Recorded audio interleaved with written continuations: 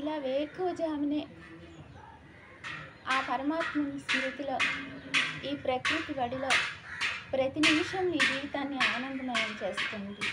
ఎందుకంటే వేకువనే ఈ యొక్క ప్రతి ఆకు, ప్రతి వేళ్ళు, ప్రతి వృక్షం మనకి మంచి ఆక్సిజన్ని అందిస్తూ ఉంటుంది.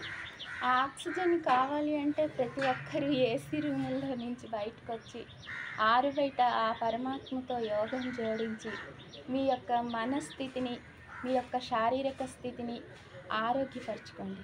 ఎందుకంటే ఈరోజు మెడిటేషన్ అనేది మనసుకి ఎంతో ఆహ్లాదకరాన్ని ఇస్తుంది. యోగా అనేది శరీరానికి ఎంతో సౌష్టికతనిస్తూ ఉంటుంది.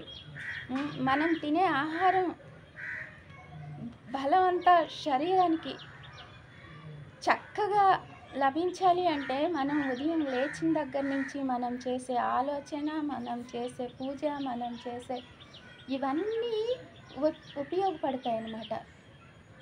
అందుకు ప్రతి ఉదయం మీరు వేకువజామునే లేచి, పువ్వులు చూడండి వేకువనే వీక్షిస్తాయి కదా, మనం కూడా వేకువనే లేచి ఆరుబయట ఆ భగవంతునితో మనం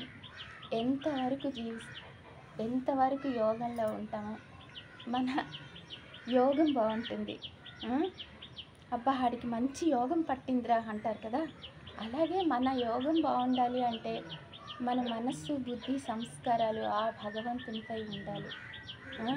మన దృష్టి, మన వృత్తి మంచి నియమం ప్రకారం సాగాలి. ఎప్పుడైతే మన దృష్టి బాగుంటుందో వృత్తి బాగుంటుంది. ఇలా ప్రతిదానికి ఒకదాంతో ఒకటి ముడిపడి ఉంటూ ఉంటుంది.